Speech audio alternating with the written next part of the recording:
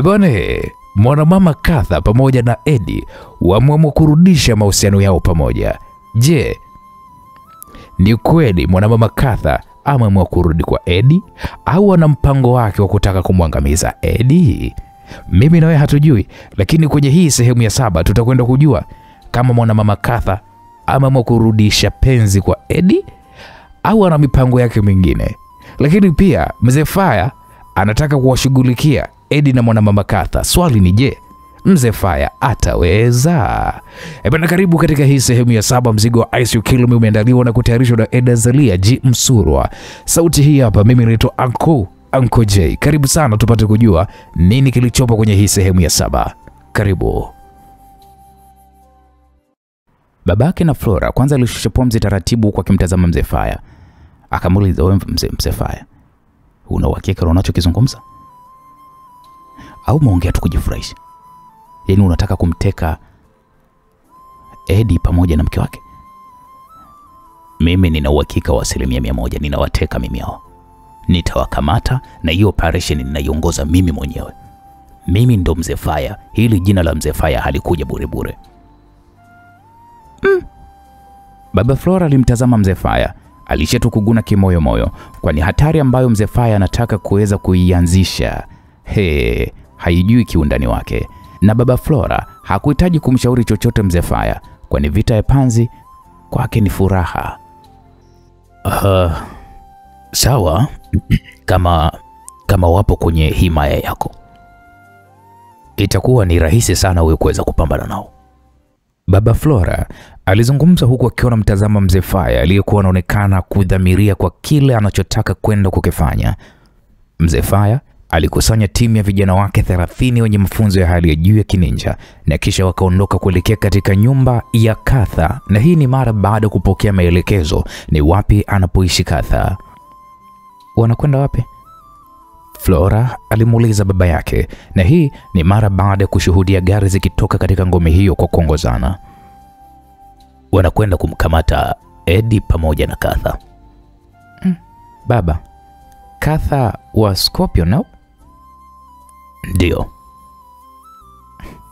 Baba, hivyo wana akili kweli hao? Au hujamueleza kwamba huyo anayekwenda kumsaka ni mtu aina gani? Kumweleza ingekuwa ni kuzidi tu kujididimiza na kukosa uhuru wetu. Unamaanisha nini baba? Kama wakienda huko na kuto kurudi, wewe ndio utakayeweza kushika mamlaka. Uone kama inakuwa ndio tumeshajikomboa kwenye hiki kifungo. Ila hapo umezungumza ukweli baba. Na tena ikiwezekana fanya kuwasiliana na Katha kumjulisha kinachokwenda kumpata. Hapana. Sisi tutulie tu. Tuangalie yanayoenda kujiri. Okay. Sawa baba, nimekuelewa. Naam, msikilizaji, kwa upande wa pili tunapata kumwona Eddie. Eddie alikuwa anamuuliza mwanamama Katha ya kwamba walinzi wako una uhakika wako vizuri kweli? Eddie alimuuliza mwanamama Katha huku akiwa amesimama gorofani dirishani. Alikuwa akiangalia mazingira ya nje. Yaani, kwa nini unaniuliza hivyo? Nimeuliza tu kwa sababu unajua hisia zangu haziko sawa. Kwani unawaza nini mume wangu? Katha alizungumza huku akiwa ananyanyuka kitandani, na kisha alimkumbatia Eddie kwa nyuma. Unajua, kama kuna jambo baya linakwenda kutokea, mimi huwa nina hisia hizi. Naamini unajua. Nafahamu. Sasa ni nani ambaye anakwenda kutudhuru mume wangu? Hebu ngoja kwanza. Eddie alichukua simu yake pale mezani. Hebu nipeni status ya hili eneo nilipo. Mkuu, kuna gari 10 ambazo zinakaribia eneo la nyumba hiyo. Je, unahitaji backup? Hapana, nitumie tu muonekano wao kwenye simu. Eddie Alikata simu, na hii ni mara baada ya kuzungumza na vijana wake ambao humfuatilia kila anapokwenda kwa ajili ya ulinzi. Eddie akatumiwa pale picha ya gari 10 zinazokaribia eneo la mtaa ambapo ipo nyumba ya mwanamama Katha. Hawa maninja sidhani kama wanakuja kwa wema. Kwa hiyo tunafanyaje sasa mume wangu? Waambie walinzi wako wakufiche. Hii kazi niachie mimi, siku nyingi sana sijachemsha damu. Baby, unataka kupigana na watu wote hao peke yako? Ndio. Waambie wazime taa za nyumba nzima. Alafu naomba bastola yangu kwenye draw. Sawa. Pia kuna chumba hiki cha siri. Katha alizungumza huku akitoa bastola kwenye draw. Akamenya pale remote ndogo aliyokuwa ameitoa kwenye draw, na kipande cha ukuta kilichokuwa sawa na mlango kikafunguka taratibu, na mwanamama Katha akaingia ndani hiko chumba huku akiongozana na Eddie. Chumba hicho kina TV 2 kubwa kabisa, huku zikiwa zinaonyesha matukio yote yanayorekodiwa na CCTV kamera. Kwa kutumia kiganja cha mkono wake wa kulia, alifungua mlango wa kabati la chuma na kumfanya Eddie kutazama bunduki nyingi zilizokuwa zimepangwa vizuri, zikiwa zina magazini zilizokuwa zimejaa risasi. Basi vaa hii bulletproof mume wangu. Mwanamama Katha alizungumza huku akitoa majaketi mawili ya kuzuia risasi. Moja akalivaa huku jingine akiwa anamvalisha Eddie aliyekuwa anachukua bunduki kwa ajili ya kazi. Wamefika, Katha alizungumza huku macho akimtoka kwa mshangao, kwani maninja hao walikuwa wamejiamini kiasi cha kutokujali chochote zaidi ya kuanza kuwashambulia walinzi wa getini. Kumbe ni Mzee Fire. Eddie alizungumza huku akimtazama Mzee Fire akishuka kwenye gari, huku vijana wake wakiendelea kushambulia walinzi wa mwanamama Katha huku akizidi kuingia ndani.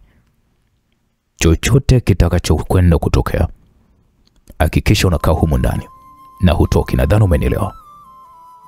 Mwanamama Katha alijibu kwa kutingisha kichwa huku machozi yakimlengalenga. Eddie alitoka ndani hapo na Katha akaufunga mlango. Eddie alifungua mlango wa chumba cha Katha na msaidizi wake akaingia. Mkuu yuko wapi? Tumevamiwa. Yuko chumba cha siri. Jifiche humu. Sawa. Msaidizi wa mwanamama Katha alifunga mlango kwa ndani huku akitetemeka kwa uoga. Kitu ambacho Mzee Fire na vijana wake walishindwa kukielewa ni uwezo alionao Eddie.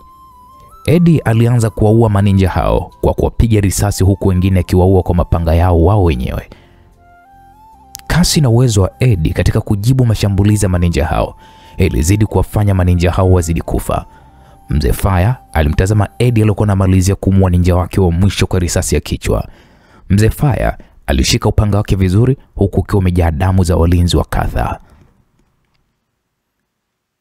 Namhitaji Ryan. Ryan? Upo kwenye nafasi kweli ya kumuulizia Ryan? Eddie alicheka kwa dharau huku akitupa bunduki aliyokuwa ameshika pembeni. Akaokota pale upanga wa ninja mmoja, akautazama vizuri.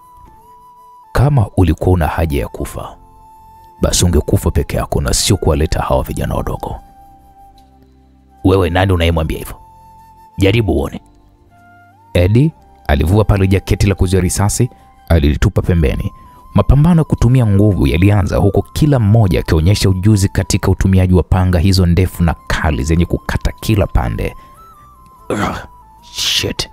Eddie alizungumza hivyo huku akitazama jinsi alivyokuwa mikatwa kidogo na upanga wa Mzee Fire katika mkono wa kushoto. Damu yako imeingia kwenye upanga wangu. Sasa nakumaliza. Mzee Fire alizungumza huku akitazama damu ya Eddie kwenye upanga wake. Kwa kasi ya ajabu, Eddie akaurusha upanga aliokuwa ameushika uende kwa Mzee Fire. Mzee Fire ambaye kwa nguvu akauzuia kwa upanga wake. Kitendo hicho kilimpa nafasi Eddie kuchomoa kisu chake kirefu, akakishindilia kifuani mwa Mzee Fire eneo la moyo wake na kumfanya baki tu amedua, huku upanga wake ulikuwa ukimpokonyoka taratibu kabisa.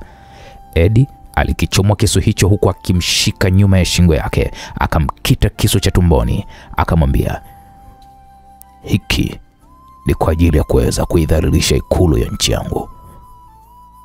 Mzee Faya pale pale damu zilianza kummwagika mdomoni huku roho ikikaribia kutoka. Eddie akachomoa kisu akamshindilia shingoni mwake na kumwachia akianguka chini na kufa pale pale. Eddie alirudi katika chumba alichokuwa amemwacha mwanamama Katha na msaidizi wake, akasema kazi imeisha.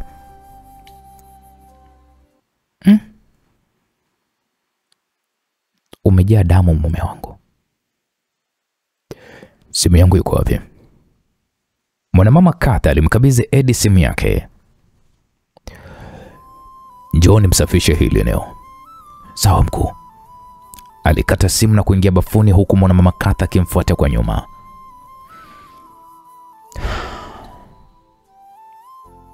Pole mume wangu. Pole kwako kwa maana ya kwamba umepoteza walinzi wako wote. Kwani walikuwa wanamtaka nani? Walikuwa wanamhitaji Ryan. Ryan? Ndio. Kwetu sie? Ndio. Huyu kijana anatuletea matatizo. Sisi lazima tu tutamshughulikia. Sidhani kama hilo wazo lako ni zuri. Kwa nini? Najua unajua uwezo wa Ryan na alichokifanya kwa mwanao na watu wake.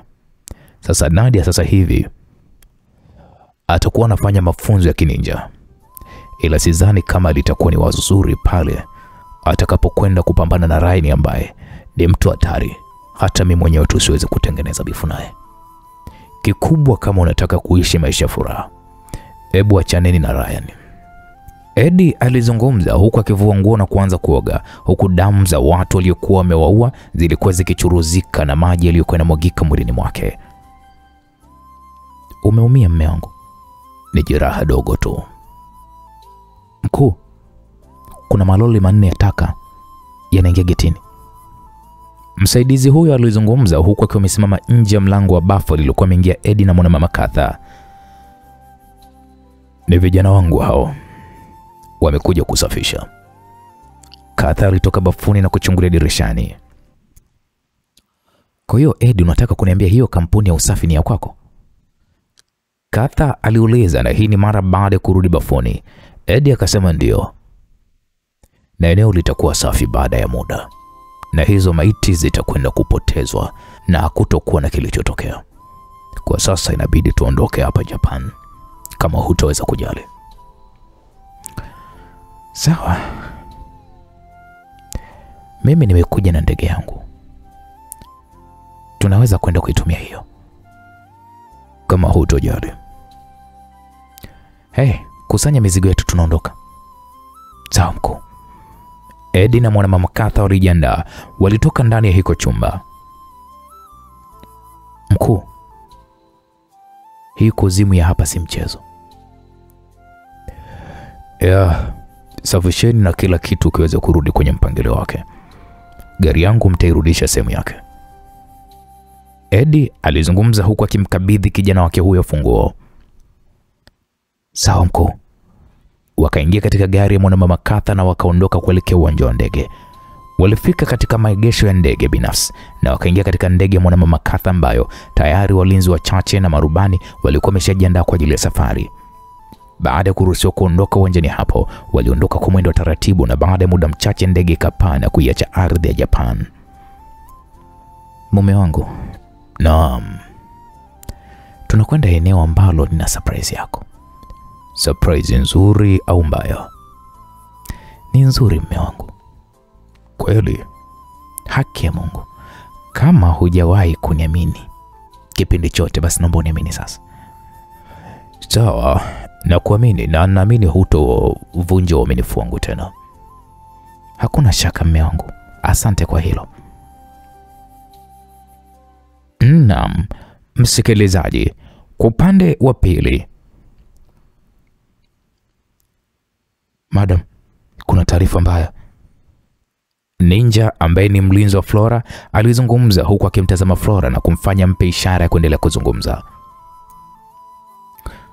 Ni kuhusiana na mkuu pamoja na vijana wote waliokwenda kwenye operation. Wamefanyaje? Wameuawa. Flora alishtuka huku akisimama na kumtazama kwa macho ya mshangao. Hivyo kuanzia hivi sasa wewe ndio ulikuwa mke wake, kwa hiyo wewe ndio mkuu wetu. Ninja huyo alipiga goti moja chini ikiwa ni ishara ya heshima. Mume wangu amekufa? Hapana. Unanidanganya. Flora alijifanya pale kuigiza kulia. Nataka kuona mwili wake. Mwili upo nje madam. Flora kwa haraka alitoka nje huku akitembea pekupeku. Alifika eneo lililokuwa limejaa maninja waliokuwa wamepiga magoti chini, huku mwili wa Mzee Fire ukiwa umefunikwa na shuka jeupe. Flora taratibu alipiga magoti chini huku machozi yakimwagika usoni mwake. Taratibu akafunua shuka hilo eneo la usoni mwake na kumfanya Flora kulia kwa sauti kubwa mpaka baadhi ya maninja wakamtoa hilo eneo lenye maiti wakamuingiza chumbani kwake. Baada ya maninja hao kutoka, Flora alinyamaza kulia. Aliacha tabasamu pana mno, akasema, "Oh, asante Mungu. Kazi yangu imekwenda rahisi mno." Ghafla mlango uligongwa na Flora akajifanya kuanza kulia. "Ni mimi nagonga." "Ingia baba." Baba Flora aliingia ndani hapo na Flora kwa haraka alimkumbatia baba yake. "Baba, tuko huru sasa." Flora alizungumza kwa sauti ya kawaida hadi babake alimshangaa, kwani alikuwa ni mtu aliyekuwa analia kiasi kwamba akahisi binti yake labda amechanganyikiwa kwa hiko kilichokuwa kimetokea. "Ndio tuko huru, lakini mbona?" "Usishangae baba. Mimi nafaa kunyakua mpaka tuzo." "Kwa kweli unajua ulivyokuwa unalia mpaka mmoja nimeshangaa. Yaani kama vile ulikuwa na uchungu." "Ndio hivyo sasa. Wote wapo chini yangu, kazi iliyobaki ni moja tu." "Kazi gani mwanangu?" "Yeyote aliyetutia maumivu unamshughulikia, hususan ni Ryan pamoja na babake. Ni lazima achie kiti cha urais na ndoto zako zipate kutimia." "Sasa hapo ndo umeongea mwanangu." Walikumbatiana pale kwa furaha, kwani ushindi waliokuwa na uhitaji na sasa umekamilika. Naam, msikilizaji, kwa upande wa pili, naomba tusikilizane. Watu wote mezani waliacha pale kula na kumtazama Lisa aliyekuwa anazungumza. "Hizi ni karatasi za talaka ambazo jana Ryan alizileta hapa kwa ajili ya mimi kuweza kuzitia sahihi. Yeye tayari ameshatia sahihi yake. Hivi mbaki mimi tu." Lisa alizungumza na kuwafanya watu waendelee kumtazama huku akiacha kupata kile kifungua kinywa. "Nimekaa na kutafakari. Nikaona okay, ni vema nije ni saini hizi karatasi mbele ya familia nzima ili muweze kushuhudia. Kama mlikosa harusi yetu, basi msikose ili tukio zuri kwenye maisha yangu." "Wewe Lisa wewe." "Baba nyamaza, sijamaliza." Lisa alimkatisha baba yake. "Niliolewa na mtu mpuzi, yani mtu ambaye sijawahi kumuona mimi kwenye maisha yangu."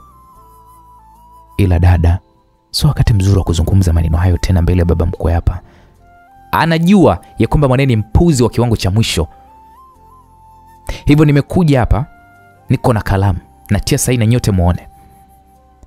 Lisa alitoa karatasi za fomu hizo na kisha kaandika pale sahihi kwenye eneo alilopaswa kuweza kutia sahihi. "Hivyo kuanzia sasa hivi mimi sio mke wa Ryan.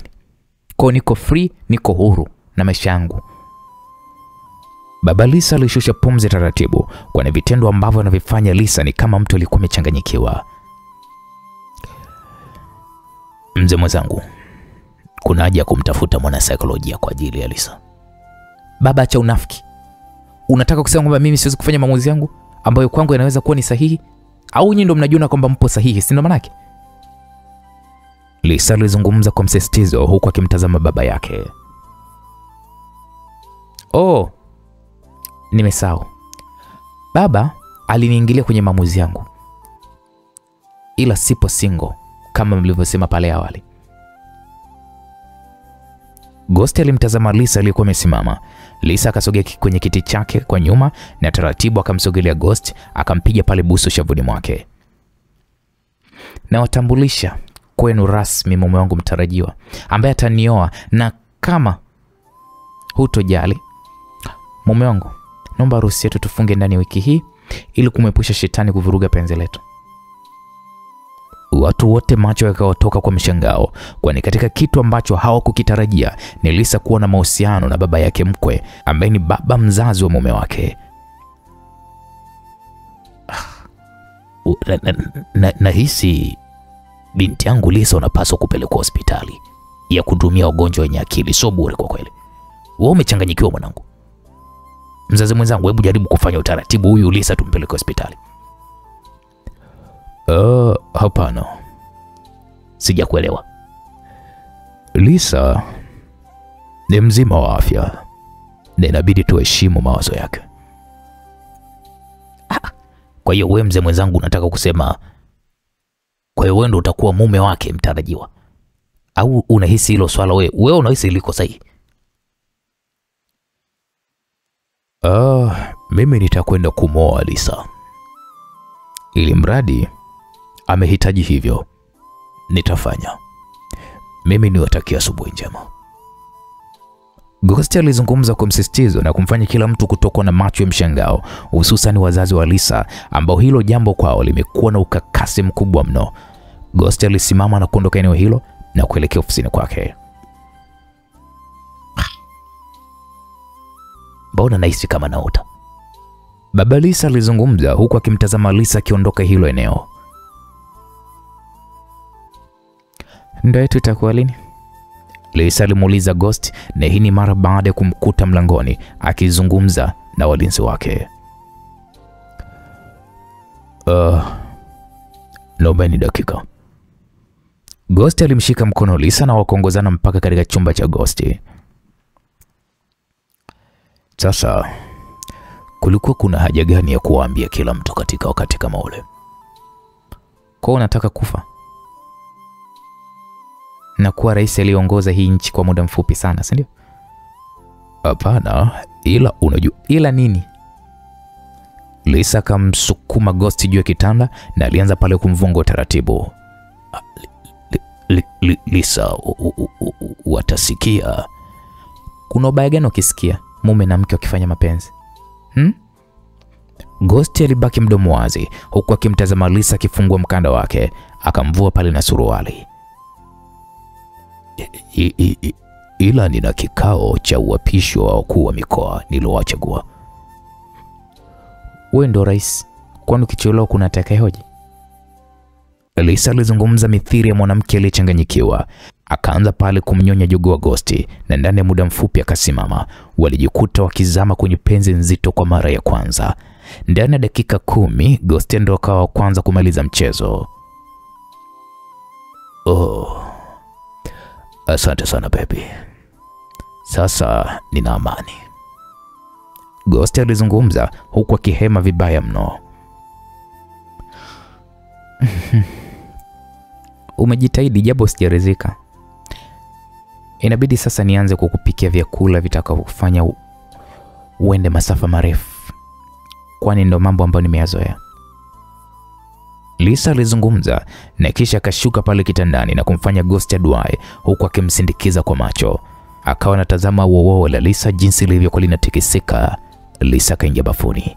Ghost alishuka kitandani huku akiwa amejawa na furaha. Waliingia bafuni wakaoga kwa pamoja na kisha Lisa alimchagulia Ghost nguo za kuvaa.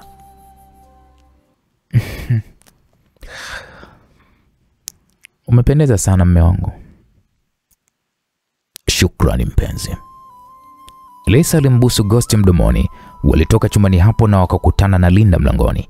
Taratibu Lisa alimbidi ambusu Ghost mdomoni mwake bila hata ya kumhofia mdogo wake Linda aliyekuwa na watazama. Kazi njema mume wangu, Mungu akutangulia. Asante baby. Ghost aliondoka na kumwacha Lisa akimtazama kwa tabasamu. Hivi dada umepatwa na nini wewe? Linda aliuliza akiwa serious kweli kweli. Unamaanisha nini yani? Una maana gani wewe Linda? Dada, usijifanye huelewi ninachokizungumzia. Hii ni aibu gani unatuletea katika familia? Baba wa mume wako ndo awe mume wako. Wewe umeiona wapi kwenye hii dunia?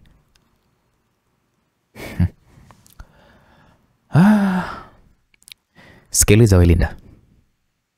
wewe ndio uje kuona. Alafu nilihisi labda mtafurahia. Naenda kuolewa na rais na nyinyi muwe familia ya hadhi kwenye hii nchi. Ile mnajifanya kama vile kuvuta midomo, wanafiki wakubwa nyie. Lisa akasonya pale, akampita Linda huku akimtazama. Aliwakuta wazazi wake sebuleni wakiwa na mabegi yao ya nguo.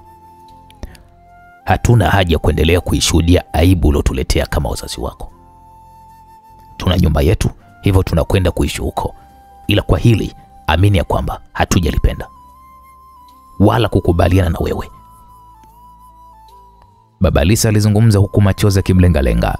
Lisa akamwambia okay sawa. Lisa alijibu kwa ufupi tu huku akimtazama baba yake na mama yake. Hayo sio majibu dada Lisa. Nyie nisikilizeni. Nyinyi wawili ndio mlikuwa mnashika bango sana ili kuniozesha kwa yule mpuuzi yule mdogo wa makamu wa rais. Tamaa zenu na uroho wenu wa maisha mazuri mlisababisha mimi nikapitia kwenye kipindi kigumu na kizito cha maisha yangu. Nyinyi mlikuwa mpo tayari mimi nitekwe ili mradi niwaondokee nyinyi kwenye maisha yenu. Na yule mpuuzi alinieleza kila kitu. Nilimpenda sana Ryan na nilikuwa niko tayari kupoteza hata maisha yangu kwa ajili yake. Ila nyinyi mkaniona kama mimi vile ni mshenzi, mkaniona kama mimi mpuuzi tu, mkahakikisha ninaolewa kwa kisingizio cha kuniachia laana. Lakini nyinyi ndio mlipaswa kuweza kunifanya niende kwenye njia iliyo sahihi. Ila matokeo yake mkanifanya niwe muuaji wa yule mshenzi. Mnajua ni mateso gani mimi nilipitia? Lisa alizungumza kwa hasira huku machozi yakimwagika. Alinibaka, alininyanyasa na alinifanya kama mfungwa wake, na kwa mikono yangu hii miwili nilimuua na mwili wake nikautupa baharini. Mlinifanya nijiunge kwenye makundi ya wapigania uhuru na kuwa mwanajeshi. Na nilikuwa mwanajeshi kamili na mwenye mafunzo ya hali ya juu. Nani kati yenu hapa anajua hilo? Wote wakakaa kimya huku wakitazama nyuso zao chini. Nilikuja nchini Tanzania kama jasusi kwa ajili ya kulipiza kisasi kwa makamu wa rais. Je, mnalijua hilo? Acheni unafiki kwa vitu ambavyo nyinyi ndio mmeweza kuvisababisha. Tamaa yenu ya mali na heshima yenu iko wapi? Kipindi mnalazimisha mimi kuolewa, hamkumwazia Ryan Sinawauliza nyie. Hata kama nyinyi ni wazazi wangu, msijisi kwamba kila wakati nyinyi ndio mko sahihi. Huyu mzee mnayejifanya kwamba sasa hivi sijui nini kama mnaona aibu sijui na watia aibu. Huyu mzee ndiye ambaye amewarudisheni heshima na maisha mliokuwa hamjawahi kuweza kuyawazia. Wewe kwa akili na elimu yako unahisi unaweza kumiliki biashara kama ulizopewa? Linda alitikisa kichwa kimaanisha hawezi. Baba na mama sasa hivi mnaishi kwa amani, mnaishi kwa furaha, hamuhofii hata mjusi kwa dhuru. Je, mlikuwa mna maisha kama haya? Sijachana na Ryan kwa sababu simpendi, no. Nampenda mno Ryan na ataendelea kuishi moyoni mwangu kwa sababu alinitoa usichana wangu mara baada ya kunioa. Na huyo ndiye baba wa mwanangu. Ila nimeachana naye kwa tabia zake chafu za umalaya na kutokujali. Mnanielewa? Maneno ya Lisa yalimchoma kila mmoja na wote walijikuta wakiwa wanyonge. Kwa hiyo basi, heshimuni mawazo yangu. Na kama kuna mtu hatojisikia kuishi na mimi pamoja na mwanangu na mume wangu mtarajiwa, mlango uko wazi. Ila litakalowakuta la kuwakuta huko mitaani, sitohitaji mnishirikishe kwa sababu sipendi unafiki na sishi kwa unafiki mimi. Lisa mara baada ya kumaliza kuzungumza aliingia chumbani kwa mtoto wake. Alijifungia kwa ndani na kuanza kulia kwa uchungu, kwani japo anayefanya hayo anayoyafanya, ila ni kujitahidi tu kuiokoa familia yake. Naam, msikilizaji, kwa upande wa pili tunapata kumuona mshauri wa Ghost ambaye ni katibu mkuu wake. Alikuwa akizungumza kwa kusema, mheshimiwa, leo unaonekana una furaha sana mheshimiwa. Aliyasema hayo huku akimtazama Ghost usoni. Ghost anayejiandaa kwenye shughuli ya kuapisha wakuu wa mikoa wapya waliokuwa wamewateua.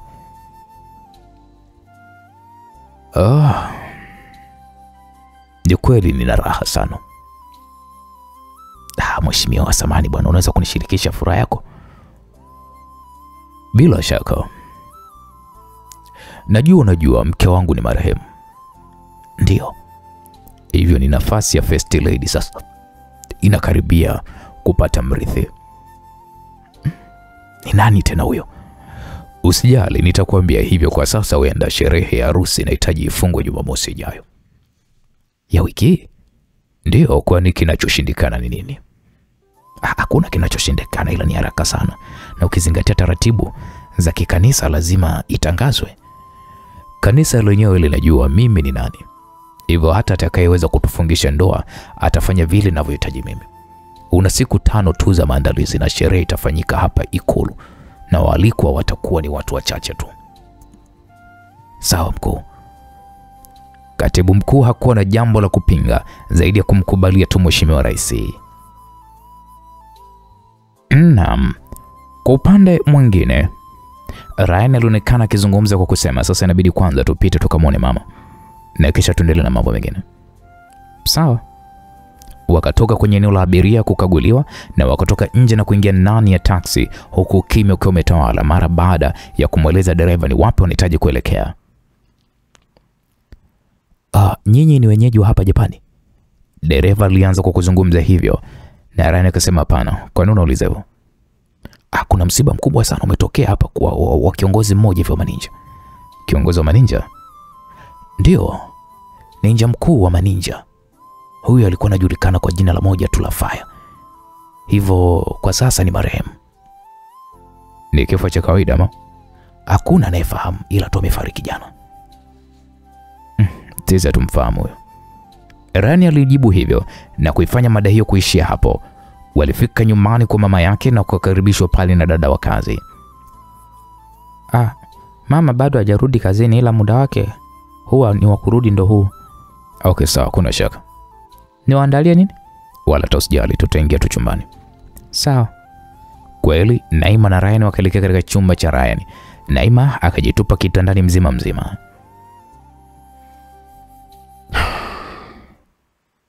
Kama mzee Faya atakuwa amefariki dunia, inamaanisha kwamba makamu wa rais na mwanae watakuwa hapa Japan. Ndo manake. Kwani Ryan bado una mpango wa kuwaua? Nisipoua wataniua wao. Sasa unafanyaje? Ndo kwanza tumeingia Japan. Acha bi mkubwa aje. Na mimi natakuwa na wauza habari wengi sana. Tutajua tu mambo mengi kabla hata ya kuweza kupiga hatua. Sawa. Ni wazo zuri. Ila mgongo unaniuma. Niko kwa kukaa muda mrefu kwenye ndege. Labda kwa kweli. Mara mlango kagongwa na mama Ryan akaingia. Jamani, karibuni. Asante. Shikamoo mama. Marahaba. Shikamoo. Marahaba Naima. Ryan, unaendeleaje? Niko poa. Huko mtokako ni kwema? Kwema kabisa. Mmetokea Tanzania au mmetokea wapi? Tanzania. Sawa, karibuni. Ni matumaini ni kwema. Kwema kiasi. Kuna shida? Sio kubwa, ni ya kawaida tu mama, wala tusijali. Hapana Ryan. Ni lazima nijali. Eti Naima, kuna shida gani? Naima alimtazama Ryan akiashiria kupewa ruhusa ya kuongea. Nimeachana na mkweo. Nani, Lisa? Ndio. Akiwa na mtoto mdogo? Ndio. Kwa nini sasa? Alihitaji nimpatie talaka. Talaka? Kwa sababu gani? Na ni kwa nini umpe talaka? Sijajua mama. Ila ndio hivyo tumebogana. Aisee, vijana wa siku hizi jamani. Hata hujanitambulisha wala hata hujataka nione sura ya mjukuu wangu, mmeachana. Mama, unajua mimi naheshimu sana maamuzi yake. Kama mtu ametaka muachane, nini sasa hapa cha kupigania? Nimeona tu ni vyema tukaachana, nikaachana naye na mambo mengine yanakwenda kama kawaida. Sawa. Tuachane kwanza na hayo, kuna msiba tumeusikia. Msiba wa mzee Faya? Yule mzee ni kweli amefariki jana. Na taarifa zinasema hawajui ni nani aliyemuua, ila mwili wake ulitupwa nje eneo lake analoishi. Na ameacha binti mdogo maskini, ni mjamzito. Makamu yenu tumboni. Hapo Ryan na Naima wakatazamana. Yaani mzee mtu mzima anaoa binti mdogo? Ryan Yaani mbona hayo ni mambo ya kawaida sana, hususan kwenye hii dunia yetu ya sasa. Ameoa binti mdogo. Anaitwa nani vile? Kwa sababu walikuja hospitalini kwangu. Mama Ryan alijifikiria kwa sekunde kadhaa. Okay, nimemkumbuka, anaitwa Flora. Pole yao. Ila mbona mmehoja, mnamjua? Hapana, tumjui. Sawa. Acheni basi kwanza nikaoge na kisha tutazungumza mengi. Simpo hapa kwa muda au mnapita tu? Tupo kwa siku kadhaa. Sawa, nafurahi kusikia hivyo jamani. Mama Ryan alitoka ndani hapo huku akiwa na furaha na ugeni huo. Naam, msikilizaji, kwa upande wa pili tunapata kumwona Eddie akizungumza kwa kusema, huu ni mji mzuri sana. Eddie alizungumza huku akitazama mji wa kisiwani akiwa kwa juu katika ndege aliyokuwa ameipanda. Ndio, huu mji unaitwa Green City. Wow, ndio tunapokuja hapa, si ndio? Ndio. Ndege ya Mwanamama Katha ilitoka katika kiwanja kikubwa cha ndege kilichopo kwenye kisiwa hicho chenye magorofa mengi, magorofa makubwa yaliyojengwa kwa kisasa kabisa. Huu mimi ni mji wangu. Acha utani basi. Haki ya Mungu. Na una kiongozi wake ambaye ni jenerali wa jeshi wa hili eneo. No way.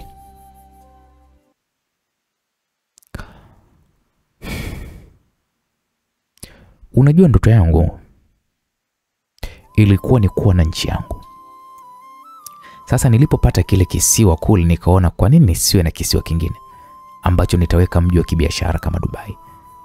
Nikaongea na mamlaka ya hili eneo ambayo ilikuwa ina wakazi kama 200 hivi, nikawalipa na nikawahamishia kwenye maeneo walioyahitaji, na nikanunua rasmi ile eneo na kufanya mji wa starehe na wenye ulinzi kuliko miji mingine yote duniani. Hongera sana. Nashukuru.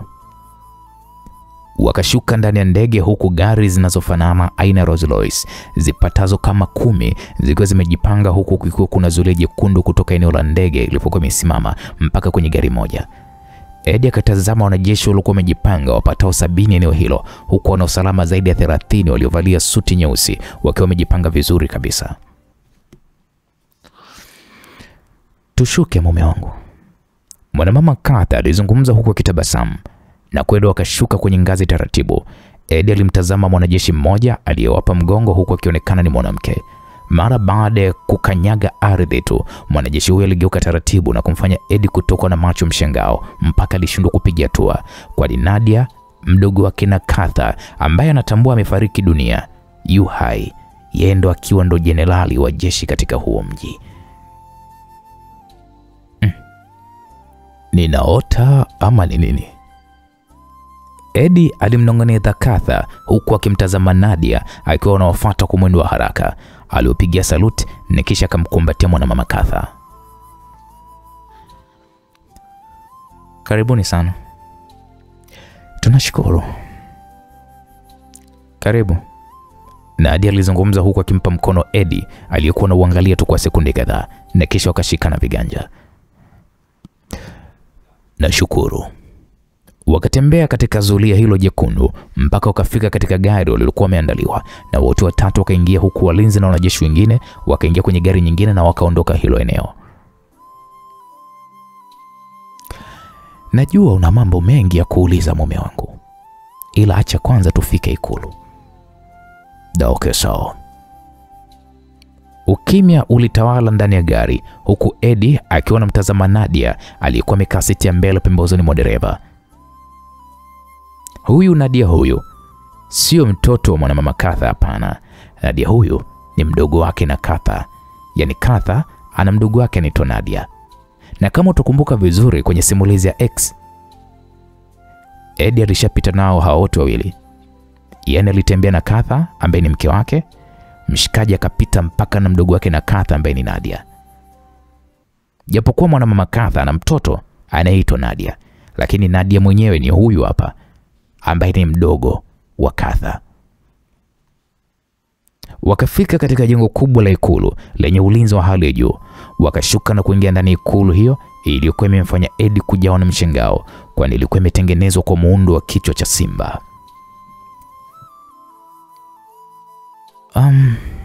Tumewaandalia chakula. Na mimi itakuwa ni vyema tukapata chakula kabla ya kuendelea na mazungumzo na mapumziko. Nadia alizungumza huku akivua kofia aliyokuwa amevaa. Akaziachia nywele zake alizokuwa amezifunga na kibanio. Uzuri wa Nadia umezidi kuongezeka tofauti na miaka ya nyuma. Walijumuika kwa pamoja na kuanza kupata chakula huku kimya ukiwa umetawala.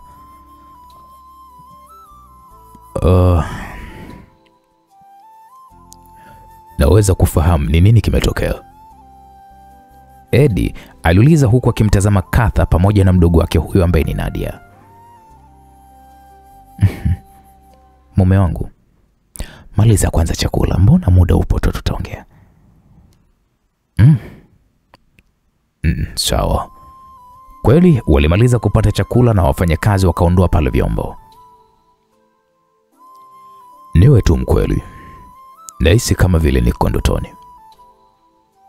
Eddie alizungumza huku akiwa amesimama kwenye dirisha na kutazama mandhari ya hilo eneo la ikulu lenye bustani nzuri ya maua.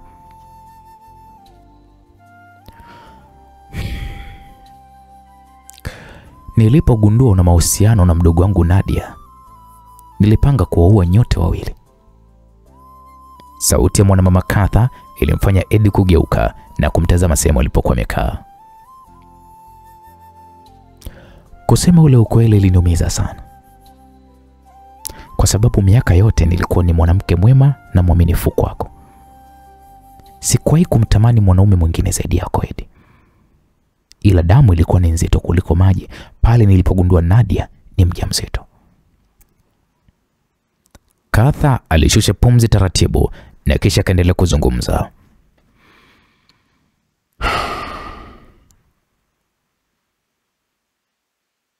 Ulitambua kwamba Nadia amekwenda nchini Marekani. Ila ukweli ni kwamba hakwenda Marekani. Nilimficha sehemu huku nikishughulika na mipango ya kukua wewe. Mipango yangu ilikwenda vile nilivyohitaji. Na ndege uloitumia ililipuka. Na taifa likaomboleza msiba wako. Na wengine uliokuwa nao ndani ya ndege. Na kabla ya mazishi yako, Judy alichukua makamu wa rais na maisha yakaendelea. Nilipitia kipindi kigumu sana cha kukubali kwamba nimeshia mapenzi na mdogo wangu tena wa damu. Mdogo wangu niliyemwamini kwa maisha yangu kama nilivyokuamini wewe Eddie. Mbegu ya usaliti inapoingia kwenye moyo wangu, au mbegu ya usaliti inapoingia kwenye moyo wa mtu anayeamini mtu, ni mara chache sana kwa mbegu hiyo kumea kwa neno nisamehe. Chuki, hasira, roho mbaya na maamuzi mabaya ambayo kwa baadhi huyajutia kadiri muda unavyozidi kwenda. Sehemu nilipokwenda kumficha na kumtenganisha na watu anaowapenda, aliweza kujifungua mtoto mzuri na mrembo kama mama yake. Ila kutokana na kwamba aliniomba msamaha na aliendelea kuniomba msamaha, sikuna haja ya kuendelea kumdhuru kwa kipindi hicho, na mimi pia nilikuwa nimezaa bila wewe kuweza kujua na niliwaficha watoto wangu. Baada ya kofi lako ndipo nilipopata wazo. Kwa nini siwe na mji wangu wa kibiashara? Mji utakaokuwa na sheria zake, jeshi lake, watu wake, viwanda vyake, kwa sababu kama niliweza kujenga mji wa Scorpion ambao ni wa kijeshi tu, kwa nini siunde wa watu wa kawaida? Na ndipo nilipotengeneza mji huu ambao mabilioni ya dola za Kimarekani zimeteketea hapa. Muda mwingine nakaaga na kusema asante kwa wewe kunisaliti, kwa sababu ningekuwa na akili za kuwa mke wa rais hadi kufa kwangu, nisingekuwa na uwezo wa kusema nifanye jambo fulani ili nipate nguvu ya kumtingisha yote yule ninahitaji kuweza kumtingisha, nguvu ya kumtawala mwanaume yeyote yule ninayemhitaji, na akaishi kwa kufuata matakwa yangu. Na kweli nilifanikiwa kufika hapa nilipofika. Maneno ya mwanamama Katha yalimfanya Eddie ashushe pumzi taratibu huku akivuta kiti kimoja mezani na kisha akakaa. Mwanamama Eddie akaendelea kusema, kila jambo linawezekana kwenye maisha ya binadamu. Haijalishi ni mwanaume au ni mwanamke. Nimefika malengo yangu kwa 100%. Sasa hivi moyo wako ukoje? Moyo wangu ulikufa ganzi. Unapenda ila hautoamini, hususan kuamini kwenye mapenzi. kwa sababu kupenda na kuamini ni vitu vili tofauti. Sawa. Na vipi kuhusu mtoto, yuko wapi? Hapo mwanamama Katha alimpa ishara Nadia sasa azungumze. Nadia akasema mtoto yuko, na naamini siku leo itakuwa ni siku yake ya furaha, kwani huwa anatamani sana kumwona babake. Basi ni wakati wa kumwona. Okay, ngoja nikamleta. Nadia aliondoka sebuleni hapo na Eddie alimsindikiza kwa macho. Inaonekana bado unamtamani mdogo wangu Nadia, si ndio? Inaonesha bado unamtamani Nadia, si ndio? Hapana bwana Katha. Sasa hivi siweze kuumia hata ukilala naye, kwa sababu hata iweje mtabaki kuwa ni wazazi. Na kabla sijabadili dini na kukufuata wewe, ila dini yetu ya Kiislamu inaruhusu mwanaume kuoa wake wanne. Ila kwa sasa siwezi kuwa na wivu na wewe, kwa sababu hapa tulipo tunamalizia bonus ya maisha ambayo Mungu ametupatia kabla ya kusubiri kifo. Una maneno sana wewe. Huo ndo ukweli Eddie. Unahisi sasa hivi nitakuwa kama yule Katha wa zamani? Sasa hivi nimekuwa hivyo, sina wivu na lolote lile. Okay, sawa.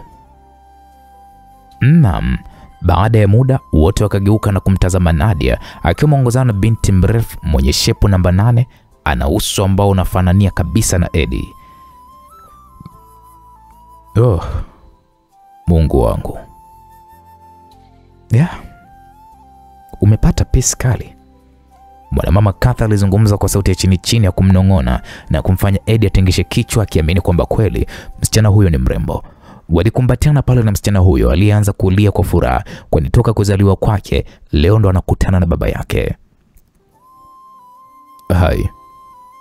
Hai baba. Sasa umekuwa ni mdada sasa. Asante. Unaitwa nani? Katha. Wow. Ndio. Niliamua kumpa hilo jina la Katha kwa kile ambacho dada alinifanyia. Nadia alizungumza huku akimtazama Eddie usoni mwake, jinsi alivyokuwa ametawaliwa na furaha. Okay, sawa sawa. Mwanangu Katha, leo ndoto yako imetimia mwanangu.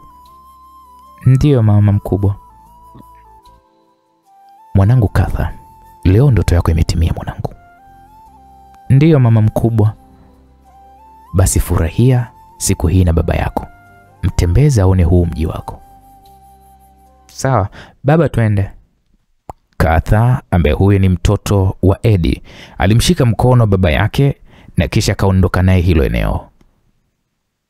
Huku nyuma Nadia aliuliza kwa kusema, dada, hivi una uhakika Eddie hajaje kutupeleleza kweli huyo? Nadia aliuliza huku akimtazama Katha usoni mwake. Katha akasema hapana. Na hata kama akipeleleza na kuleta upuuzi wake, hawezi kutoka ile eneo akiwa hai. Kikubwa awe tu mstaarabu na tutaishi naye kiustaarabu. Sawa. Naona kama vile unagenye. Unasema? Nadia aliuliza kwa mshangao. Na kuuliza, una hamu? Katha aliuliza kwa msisitizo huku akimtazama Nadia usoni mwake. Dada, nina hamu ya nini? Kama una hamu ya kutiwa naye leo utalala naye, kwa sababu ni mume wetu wote. Dada, nini? Nimehalalisha hilo. Na hata mwenyewe nimemwambia kwamba hamtofanya kisiri siri, au mnataka mnisubirie mimi nilale ndo mkajibanze huko kwenye vikona, si ndio? Hapana dada. Basi kama ni hivyo, huyu ni mume wetu. Hata kama nikileta wivu, kuna haja gani kati mtu tarusha zana? Mmekulana mpaka mmezaa. Tutamridhisha tu na ataturidhisha, kwa sababu nimemwangalia macho yake. Bado na hamu na wewe. Usigune Nadia. Mimi Eddie namjua vizuri kuliko hata unavyomjua. Sawa. So, tuandae chumba changu au chako? Cha kwako kitakuwa vizuri. Na ujiandae vizuri, kwa maana kwamba usimuone ana mvi, anatembeza mashine kama hana akili nzuri. Nadia alijikuta kicheka kwa dada yake huyo Katha, jinsi anavyozungumza, yani utadhani anazungumzia kitu cha kawaida. Nae, sawa dada, nimekuelewa. Katha alitabasamu huku akimtazama mdogo wake Nadia akiondoka eneo hilo huku akiwa na furaha kweli kweli. Naam, msikilizaji, kwa upande wa pili tunapata kumwona Naima akizungumza kwa kusema,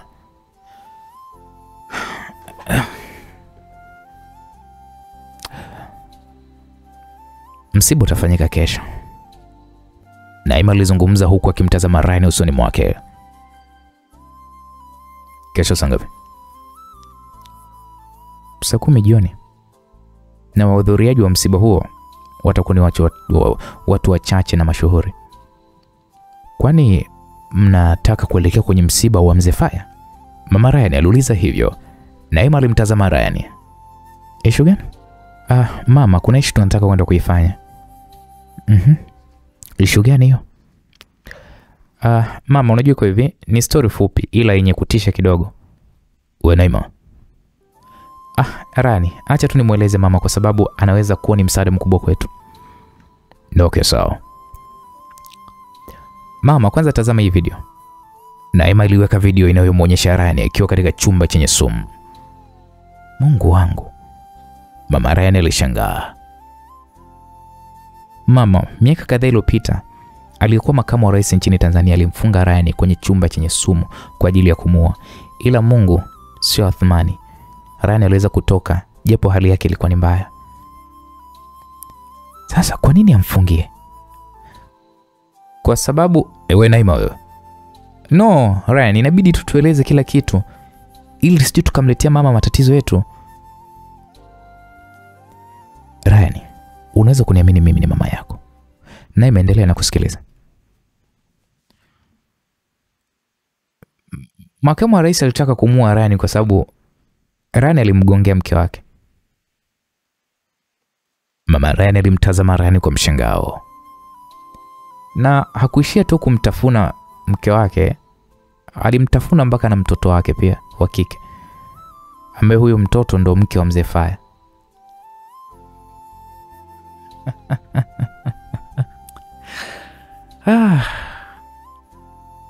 Unacheka nini sasa mama? Hii dunia ina vituko jamani. Hivyo kipindi upo kazini mzee Faya alituinda sana na alimpata Ryan. Kwa mnataka kwenda kumuua nani sasa hapo? Mke wa mzee Faya au baba yake? Tunataka kwenda kuwaua wote. Ryan alijibu kwa haraka haraka. Mama yake akasema, sasa ngoja niwaambie ni jambo moja. Kama mnataka kuwaua, sio kwa kipindi hiki cha msiba. Kwa nini? Sababu ya kwanza, ulinzi uliopo eneo hilo ni mkali sana. Na upelelezi pia unaendelea. Yaani upelelezi unafanywa kwa nguvu zote kuhakikisha wanapata kujua ni nani amehusika kwenye kifo cha mzee Faya. Kwa hiyo mkifanya kwa sasa mnachotaka kukifanya, mtajiletea matatizo. Mama, utendaji wetu wa kazi ni wa uhakika. Na kama ni kufa atakufa mkononi mwangu, na hii ndio nafasi ya mwisho kwa sisi kuweza kuifanya. Niliwasamea walipoivamia Ikulu na kwa sasa siwezi kuwasamea kwani walitaka kuniua hata nilipowasamea.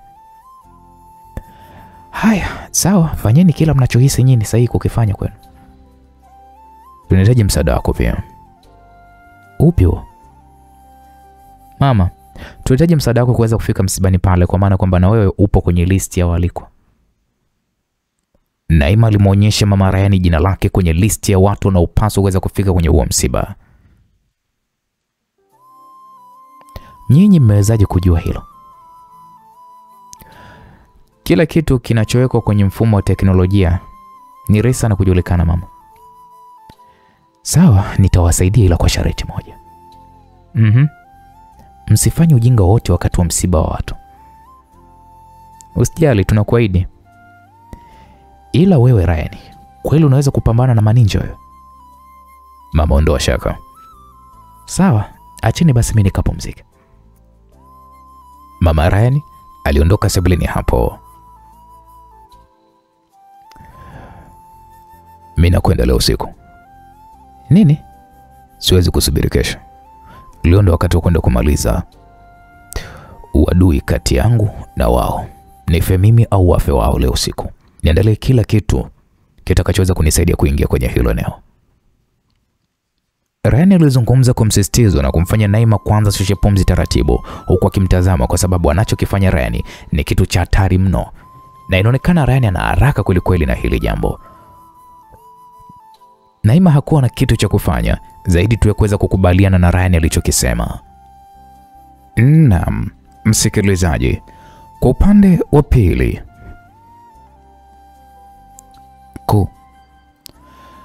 utaratibu wote wa mazishi umeshakamilika na wageni wataanza kufika kuanzia saa 4 asubuhi hapa. Alikuwa ni msaidizi wa Flora, alizungumza huku akimkabidhi Flora karatasi yenye ratiba ya mazishi ya Mzee Faya. Flora alisoma kwa sekunde kadhaa na kisha akamrudishia. Ulinzi ndio jambo la kwanza. Ndio mkuu, ulinzi unaendelea kuimarishwa. Sawa. Msaidizi huyo aliweza kuondoka na kumwacha Flora na baba yake wakiwa huko chumbani. Kwa hiyo nini utafanya? Mwanasheria amenikabidhi hati zote za mali za Mzee Faya pamoja na akaunti zake za benki. Kwa sasa nahitaji kutuliza akili baba, ili nijue nini cha kufanya. Sawa. Ila maamuzi mazuri pia ndio ambao natakiwa kuyafanya. Leo sijisikii kulala kabisa eneo hili. Kwa nini? Hata sijui, nafsi yangu tu inasita kabisa kulala hapa baba. Ni hatari kutoka na kwenda kulala nje hapa, kwa sababu hatujui hata sasa hivi Ed na Katha wamejipanga kwa namna gani. Yeye amejichanganya mwenyewe, sisi hata ituhusu, na istoshe tulikuwa tunaishi kama mateka tu. Umejipangaje kupambana na yule mjinga? Ryan, ndio. Nimeshakabidhi picha kwa walinzi wote kuhakikisha kwamba wanakuwa wako makini kuhakikisha Ryan haingii ile eneo. Ila sidhani kama Ryan anajua kama tuko hapa. Baba, unajua Ryan yule ni kama jini. Na istoshe hichi kifo cha mume wangu anaweza kukitumia kama njia kuweza kuingia na wageni wengine. Sidhani, kwa sababu vyombo vya ulinzi na usalama vingi vitakuwepo eneo hili. Hivyo hatuweza kufanya anachotaka kukifanya. Sawa. Kikubwa ulinzi uzidi kuimarishwa. Nahitaji kulala. Mimi ili tumbo naona useli nazidi kunielemea mimi. Flora alizungumza huku akiwa anajilaza taratibu kitandani. Baba Flora alitoka ndani hapo na kuelekea chumbani kwake.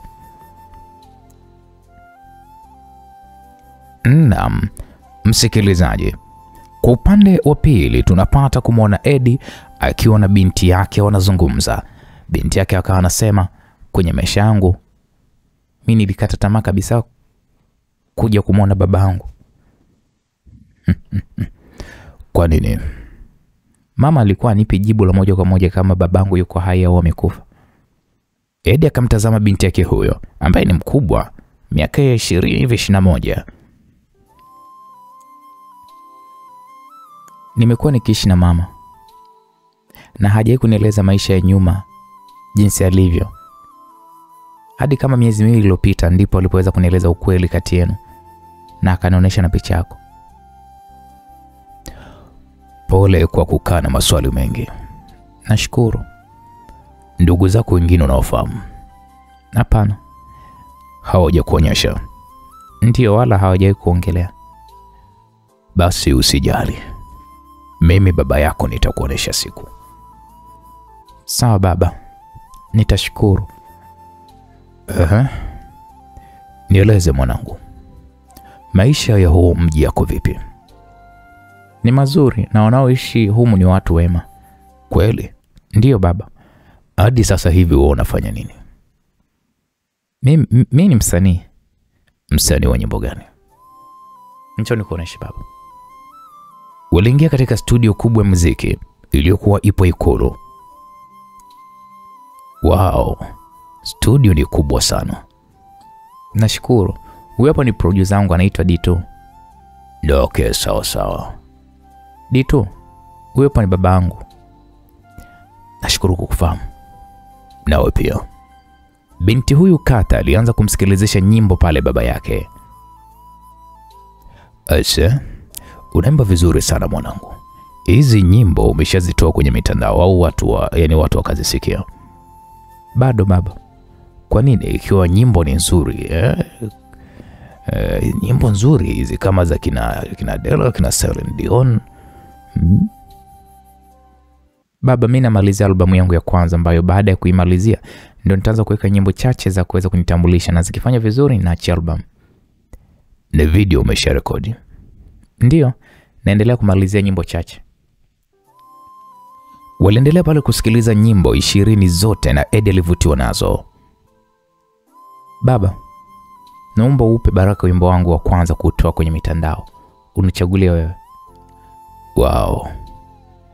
Ni mtihani, ila inabidi unipe tena muda kuzirudia mara kwa mara, na kisha nitakwambia upi ambao ukiutoa wa kwanza basi dunia nzima itatikisika. Sawa baba. Nitakuwekea nyimbo kwenye simu. Nitafurahi sana. Unajua kati ya wanangu wewe umechagua kitu cha tofauti kabisa. Kitu cha tofauti kabisa na vitu ambavyo wenzako wamevichagua. Kweli baba? Ndio, unajua wewe umekuwa ni tofauti kabisa. Naam, Eddie alizungumza kwa furaha na wakatoka hapo studio. Mimi nimekuwa ninapenda muziki toka utotoni mwangu, na mama alikuwa akinikuza kwenye mazingira hayo kuhakikisha kipaji changu kinaonekana duniani. Sasa nahisi ni wakati sahihi. Ya, ni sahihi mwanangu. Kikubwa fanye kile unachokipenda na dunia itakwenda kuzimba nyimbo zako na kuliimba jina lako. Asante baba. Naam, basi walifanikiwa kurudi sebleni.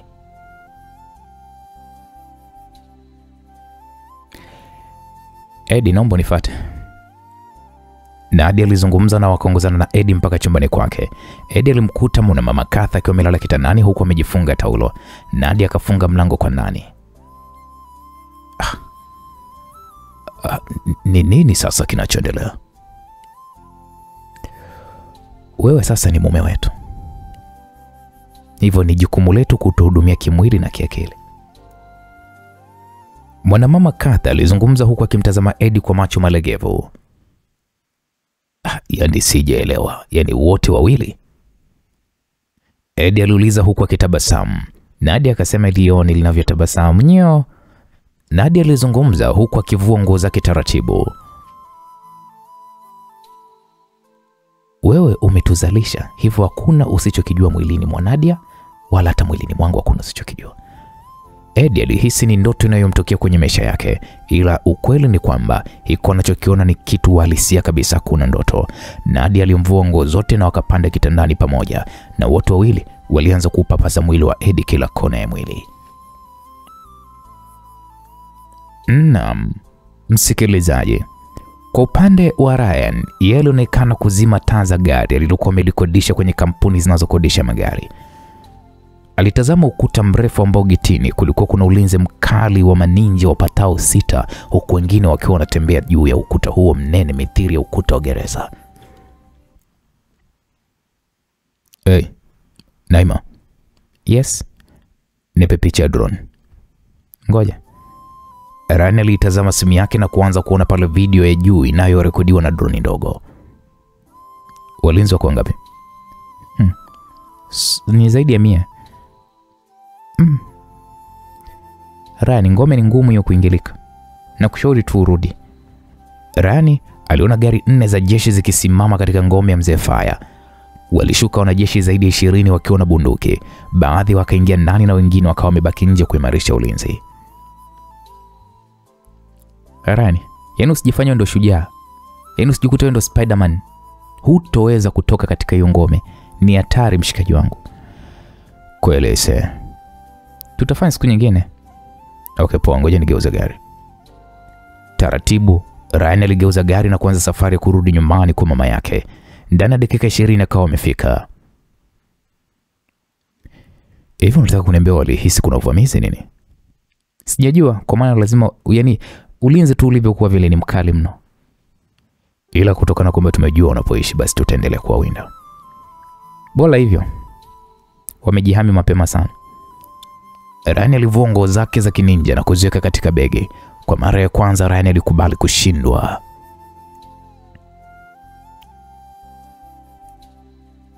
Ulipotoka unajua nilipata simu kutoka kwa Monica. Aliombwa na Linda. Alihitaji kuzungumza na wewe. Anataka kuzungumza na mimi kitu gani huyo Linda? Sijajua, labda tumpigie Monica. Mpigie video call. Naima alipiga video call kwa Monica, Monica akapokea. Monica, niambie. Safi, Linda anahitaji kuzungumza na nyinyi mjue. Unaweza kuniunganisha naye? Ngoja nikutumie namba yake mzungumze. Okay, poa. Uko wapi Monica? Kuna wajinga fulani hivi tunawafuatilia. Umeingia kwenye operation mwenyewe? Muda mwingine inabidi tu niingie mwenyewe kuongeza uzito. Okay, kuwa makini. Usijali. Mpe hai baba watoto. Monica alikata simu na baada ya dakika chache Monica alituma namba ya Linda. Tayari ameshatutumia. Huyo Linda mpigie tu voice call. Okay, poa. Naima kampatia Ryan simu mara baada kupokelewa. Ryan akasema ni mimi naongea. Asante Mungu kwa kunipigia. Na mazungumzo muhimu sana na wewe Ryan. Niambie Linda, mbona unazungumza kwa sauti iliyojaa wasiwasi? Ryan alizungumza huku akiweka simu loudspeaker. Linda akasema, na wasiwasi kwa sababu taarifa yenyewe kwanza inaumiza mno, inaumiza moyo Ryan. Linda, hebu tulia. Niambie nini unachotaka kuweza kuniambia. Linda alishusha pumzi taratibu na kumfanya Ryan na Naima kutazamana. Lisa, dadangu anaolewa. Ryan akakaa kimya. Hello? Nakusikia Linda. Lisa anaolewa tena Jumamosi ya wiki hii. Kama ameshatia sahihi kwenye karatasi za talaka, kuna namna yuko huru kuolewa. Shemeji, ni heri aolewe na mwanaume mwingine ila kuliko huyu. Unamaanisha nini? Anaolewa na babako. What? Baba? Baba gani? Babako mzazi, yani rais namzungumzia. Ryan alihisi nguvu za miguu kumwishia. Naima macho alimtoka. Ryan taratibu alikaa kwenye kiti kilichopo chumbani hapo. Naima alionekana kushusha pumzi nyingi mno. Shemeji, tunahisi kuchanganyikiwa. Na kwa macho yangu nimewashuhudia wakikisi mbele yangu, na kabla hapo niliwasikia kabisa wakifanya mapenzi chumbani. Shemeji, yani simu ilimpokonyoka. Ryan simu ilimpokonyoka kiganjani mwake na kumfanya Naima ipokee. Naima ikipokea akasema, Linda, Naima hapa anaongea. Ndio Naima. Ngoja tutakupigia simu baadaye kidogo. Naima akakata ile simu huku akimtazama Ryan alipigwa na bumbuazi, huku akihisi mapicha picha yanayoendelea kichwani mwake. Hey. Ryan. Uko sawa? Inawezekanaje? Lisa, huyu ni Naima. Ryan alizungumza kwa sauti kinyonge huku akihisi maumivu makali mno moyoni mwake. Mpigie Lisa. Nahisi sio muda. Naima, mpigie Lisa tena video call. Ryan alizungumza huku machozi yakimlengalenga na Naima akafanya alichokuwa ameelezwa na simu ya Lisa ilianza kuita. Msikilizaji, sasa huku upande wa pili Lisa alikuwa anajimaliza kweli kweli kwa Ghosti. Baby, kwenye harusi yangu nahitaji ionyeshwe live, dunia nzima ione kwamba mimi ndo nakwenda kuwa first lady wa nchi ya Tanzania. Usijali mpenzi wangu, nitafanya kila unalolitaka ili mradi tu upate furaha. Kweli baby? Ndio. Lisa alianza pale kumnyonya mabusu ya mdomo Ghost na taratibu alianza kumchojoa pale nguo zake. Akaanza pale kumnyonya jogoo wa Ghost, akasimama. Alimkalia huku akifumba macho na kumsikilizia kwa utamu. Unajua show ya asubuhi ilikuwa ni haraka. Nataka nikupe show ya kibabe. Ghost alizungumza huku akianzisha mashambulizi kwa kasi kwa Lisa na kumfanya atoe miguno kwa sauti huku akiwa anafurahia show hiyo na kusahau yote yanayoendelea kwenye familia yake. Ghafla ndo simu ya Lisa hapo ilianza kuita. Nani tena ananyima raha? Lisa alizungumza huku akitazama namba inayompigia kwa video call. Achana nayo bwana. Lisa alisogeza simu pembeni, akageuzwa, akaendelea kushughulikiwa na Ghost. Simu ikaita tena na kumfanya Lisa kunyanyuka na kuitazama. Baby, unajua mtu anasumbua Hebu ilete hapa. Lisa alimpa simu hiyo Ghost anayemwagikwa na jasho, na Ghost akaipokea huku akiwa amefumba macho akisikilizia utamu. Lisa, sikiliza wewe. Lisa yuko busy bwana. Ghost alizungumza kwa sauti ya kukatika katika, huku Waarabu weupe wakimtoka. Rani macho alimtoka kwa hasira mara baada ya kumwona Ghost ndo alikuwa ameipokea hiyo simu. Wewe mshenzi wewe. Sauti ya Ryan ndio ilomshtua Ghost na akajikuta akiachilia simu hiyo ikaangukia kitandani, eneo lililoonyesha Lisa na Ghost wakiwa kama walivyozaliwa na kuwafanya upigwe na bumbuazi, kwani Ryan alikuwa ameona kila kinachoendelea. Kwa haraka Lisa ilibidi akate simu hiyo, akaizima kabisa, huku hamu yote kuendelea na kile anachokifanya ilimuisha. Mungu wangu, ameona. Lisa alilalama huku akiwa amejawa na hofu iliyochanganyikana na wasiwasi. Usiwe na wasiwasi mke wangu, hawezi kukufanya chochote, umeelewa? Ghost alizungumza huku akimpapasa mgongo. Lisa alijibu kwa kutingisha kichwa, huku moyoni akijihisi ni mwenye hatia kubwa mno. Naam, msikilizaji, kwa upande wa pili Naima alibaki mdomo wazi huku akimtazama Rani ambaye mwili mzima kwanza Rani ulikuwa unamtetemeka kwa kila alichokuwa amekiona. Rani taratibu alianza kutembea kuelekea nje huku akiwa ni mnyonge. Naima alianza kumfuata kwa nyuma. Jamani, kumbe bado hamjalala? Mama Rani aliuliza, ila Rani hakujibu chochote. Naima, mwenzi ana nini? Nitakwambia mama. Naima alijibu haraka huku akiendelea kuelekea nje. Nahitaji kuwa mwenyewe. Rani, uko sawa? Najua Naima, lakini nahitaji kuwa mimi mwenyewe. Usinifuate. Rani alizungumza huku akifungua mlango wa gari na kisha akaondoka nyumbani hapo.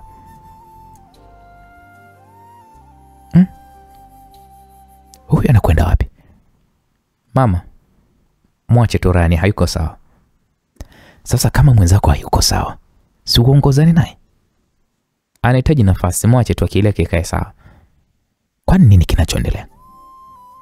Mama Ryan aliendelea kumdadisi Naima bila mafanikio, kwani Naima aliona hata aibu kuzungumza hicho alichokiona. Ryan alifika kwenye moja ya baa, alisimamisha gari pembezoni na kisha kaingia ndani ya baa hiyo iliyokuwa imejaa watu, huku mziki ukiwa unaendelea kutumbuiza. Alisimama kaunta na kutazama pale vinywaji vilivyokuwa vimejaa eneo hilo. Alinunua chupa 2 za whisky na kisha kaondoka eneo hilo la baa. Alifika katika fukwe ya Tokyo, akasimamisha pale gari pembezoni mwa fukwe hiyo. Alishuka akiwa na chupa za pombe hiyo, akatafuta sehemu yenye jiwe kubwa, akakaa kwa chini na kuanza kufakamia pale pombe hizo, huku akilini mwake akikumbuka nyakati tofauti za furaha ambazo aliwahi kupita yeye na Lisa.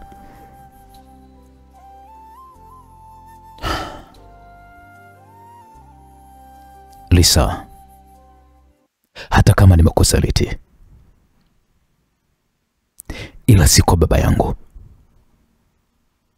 Rani alilalama kwa sauti ya kilevi huku akiendelea kunywa pombe hizo zilizompelekea kulewa chakali.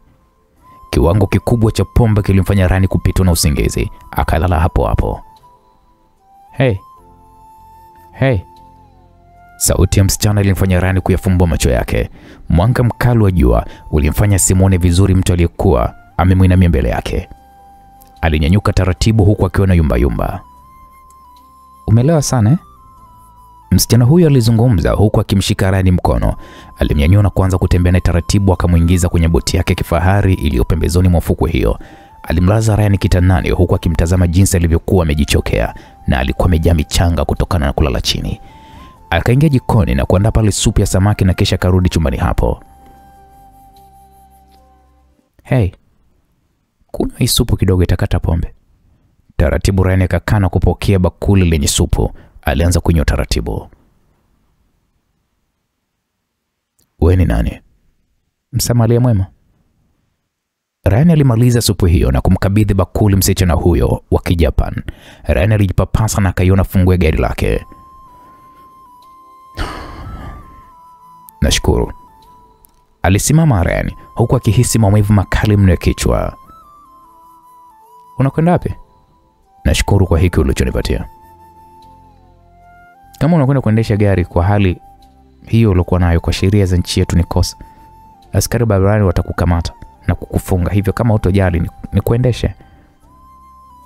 Ryan alimtazama msichana huyo kwa sekunde kadhaa na kisha akamwambia sawa. Ryan alimkabidhi msichana huyo funguo na wakaelekea alipokuwa ameliacha gari lake. Waliingia na kuondoka taratibu huku Ryan akimwelekeza msichana huyo hadi wakafika nyumbani kwa mama yake. Nashukuru. Ryan alizungumza huku akishuka pale kwa kuyumba na msichana huyo ameshika mkono Ryan na taratibu akaingia ndani. Ryan alijibwaga kwenye sofa huku akiwa amechoka vibaya mno. Umemtoa wapi huyu? Mama Ryan alihoji huku akimtazama Ryan aliyekuwa ananuka pombe. Nimemtoa kwenye fuko ya bahari. Nashukuru sana binti. Ryan, umekumbwa na nini mwanangu? Hivi mama, una uhakika Ghost ni baba yangu kweli? Kwa nini? Wewe niambie, ni baba yangu kweli au ulichepuka na ukabeba mimba ya mwanaume mwingine? Ryan alizungumza kwa msisitizo. Mama yake akamwambia ni baba yako yule. Ni nini kinachokufanya unahoji hivyo? Kama angekuwa ni baba yangu, asingetembea na Lisa ambaye ni mke wangu. Nina wasiwasi naye. Ryan alizungumza huku machozi yakimlenga-lenga na kumfanya mamake kushusha pumzi taratibu kwa kikaa pembeni ya Ryan. Msichana huyo aliweka funguo pale mezani. Akasema naombeni niwaache. Sawa binti, hii itakusaidia kwa nauli. Mama usijali, asante. No, chukua tu, itakusaidia kwa chukua tu nauli. Mama asante, mimi nitapanda tu.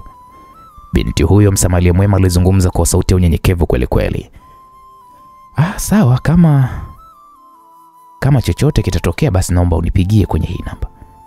Mama Ryan akamkabidhi binti huyo namba yake ya simu. Nashukuru. Msichana huyo aliondoka na kuacha Ryan na mama yake sebuleni hapo. Mwanangu Ryan, sijakuelewa unasema? Ni nini hapo hujaelewa mama? Jana nimempigia simu na nimemfumania huyo mumeo akinigongea mimi mke wangu. Kwa unataka nikueleze kipi hapo ambacho hapo wewe hujaweza kunielewa mama? Naima, alichozungumza Ryan ni kweli? Ndio.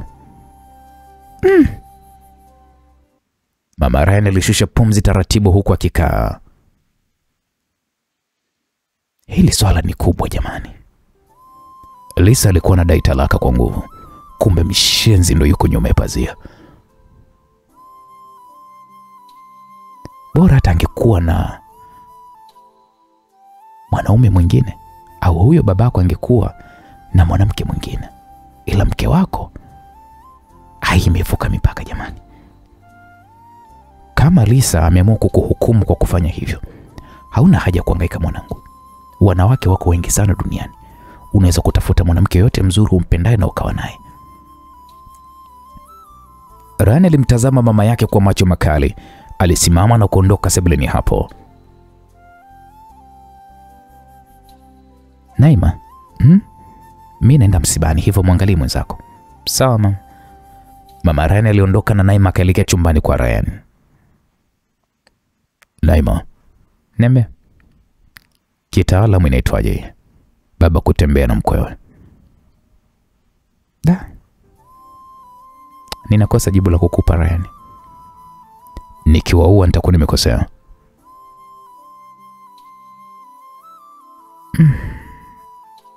Siwezi kukushauri kujitengenezea status mbaya kutokana na mwanamke mmoja ambaye tayari umeshampa talaka.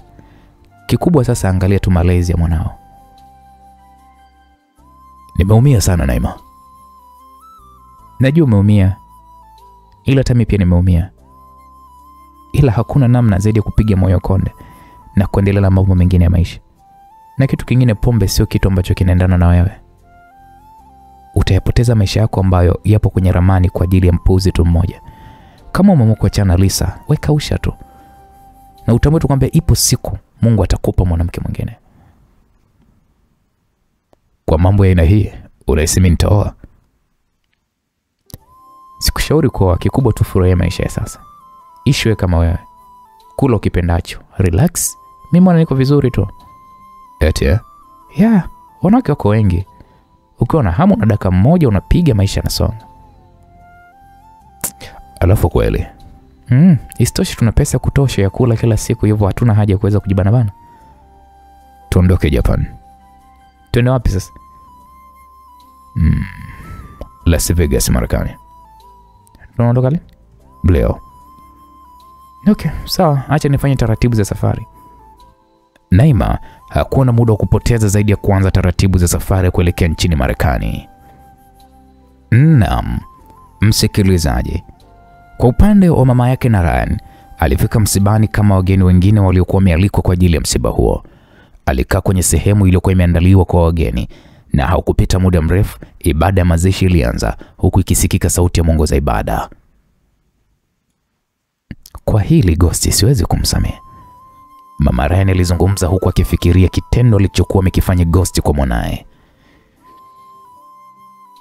Dunia itakwenda kushuhudia uovu wako. Mama Ryan alizungumza huku akimtazama baba Flora ambaye ni adui yake. Hata kinachoendelea msibani hapo hakikumkaa kabisa kilini mwake. Alisimama na kuondoka msibani hapo na walinzi wake na kumfanya baba Flora kumtazama kwa sekunde kadhaa huku akijaribu kufikiria ni wapi alipomwona huyu mwanamama. Kwa upande wa mamake Narayan, alionekana kupiga simu mahali kwa kusema hebu wapigie marubani waandae ndege yangu na kwenda nchini Tanzania. Mkuu, Tanzania? Ndio, hujanisikia ama? Sawa. Mama Ryan alipofika nyumbani, akaambiwa pale kwamba mama, kaka na dada Naima wameondoka. Wameenda wapi? Nchini Marekani. Okay, sawa, jiandae tunakwenda nchini Tanzania. Mama, sasa hivi? Ndio. Sawa. Hapakuwa na muda wa kupoteza. Mama Ryan alijiandaa na walinzi wake 6 pamoja na dada yake wakazi wakaondoka na kuelekea uwanja wa ndege kwa ajili ya kuelekea nchini Tanzania. Huku Mama Ryan akidhamiria kumfanyia Ghosti tukio ambalo hatokaa akiamini kama atakutana nalo. Naam, msikilizaji. Dakika, masaa na siku zikateketea. Ikafika siku ambayo Watanzania wengi walikuwa wanishuhudia harusi ya rais wao pamoja na mkewe. Kila mwenye TV alijitahidi muda wa harusi hiyo umkute akiwa nyumbani kwake kushuhudia harusi hiyo ambayo ndani ya siku chache ilikuwa imetangazwa kwenye vyombo vyote vya habari ndani ya nchi ya Tanzania. Hivi ni kweli umedhamiria kuolewa na huyu mzee? Linda aliuliza huku akimtazama dada yake Lisa aliyekuwa anaendelea kupambwa na wapambaji maalum waliopewa jukumu la kumwandaa bibi ya harusi. Lisa akasema, wewe Linda wewe, hadi unaona nimeshavaa shera ujue niko tayari kuolewa. Na kama unaweza kuja kwenye harusi yangu njoo. Ila kama haupendi usije. Mbona hakuna shaka? Sawa. Linda alitoka ndani hapo huku moyo wake ukiwa hujaridhia kabisa dada yake huyo kuolewa na Ghosti. Najua hujaridhika rafiki yangu mimi kumwoa binti yako, ila huoni ni moja ya heshima ambayo familia yako inakwenda kuheshimika. Ghosti alizungumza huku akimtazama baba Lisa ambaye tayari ameshavalia suti kwa ajili ya harusi ya binti yake. Angekuwa chini ya miaka 18 ningesema hapa kuna ua, lakini ila miaka 30 na zaidi sina kauli zaidi tu ya kuwabariki mwe na ndoa njema. Naamini utamuingiza kanisani. Ndio, nitaingia naye. Basi nitashukuru sana. Basi acha mimi nitangule kanisani. Sawa. Ghosti na wapambe wake wakaingia katika magari na wakaondoka Ikulu, na safari ya kanisani ilianza kwa mwendo taratibu, huku ulinzi ukiimarishwa kwa kiasi kikubwa mno, huku helikopta za kijeshi zikisindikiza huo msafara. Harusi ya rais na Lisa inatangazwa kwenye vyombo vya habari karibia vyote ndani na nje ya Tanzania, huku kila chombo kikimsifia Lisa kwa uzuri aliokuwa amebarikiwa na Mungu. baadhi ya watu wa mitandaoni walikuwa wanaponda kuhusiana na tukio lililofanya Ghost la kumpora mke wa mtoto wake. Ghost na msafara wake walifika kanisani. Yeye na walinzi wake wakaelekea moja kwa moja ofisini kwa mchungaji, huku wakimsubiria bibi harusi ambaye msafara wake uko njiani ukitokea ikulu. Mama. Inakuwaje babu kamuoa mama Lisa? Swali la Cleopatra lilimfanya Monica kushusha pumzi taratibu, kwani na yeye ni miongoni mwa wahudhuriaji kanisani hapo.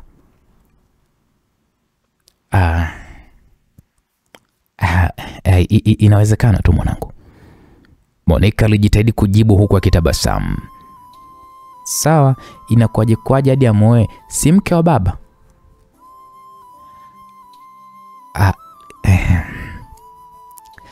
Lisa sio mke wa baba yako. Ni mke wa baba yako ni mimi. Umenisikia?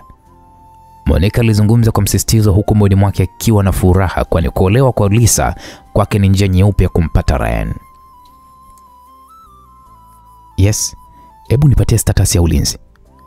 Monica alimuuliza mlinzi aliyekaa benchi la nyuma.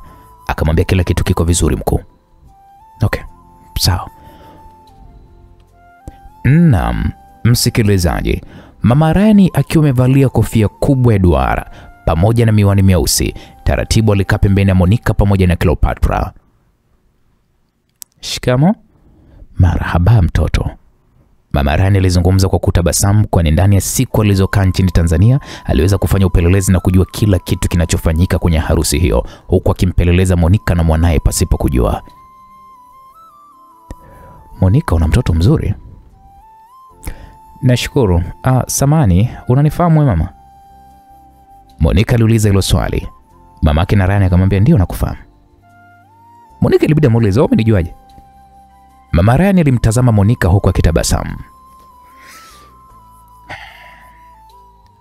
Babake amenieleza kila kitu kuhusiana na wewe pamoja na mwanae. Hivyo naojua vizuri tu. Kwa nini nani? Monica alihoji kwa msisitizo huku akimtazama Mama Ryan.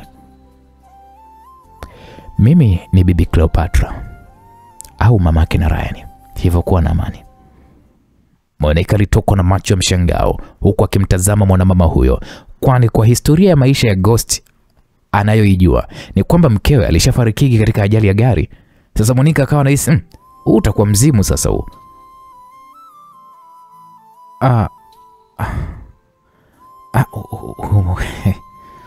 Umesema wewe ni nani? Monica aliuliza kwa kigugumizi. Usiwe na wasiwasi binti yangu. Mama Ryan alitoa pale picha mbili na kumkabidhi Monica. Monica akazitazama picha hizo ambazo moja ni picha familia akiwa na mumewe pamoja na watoto wake wawili, akiwa ni Ryan kipindi akiwa watoto wadogo, huku picha moja akiwa yeye, Ghost na watoto wao wawili.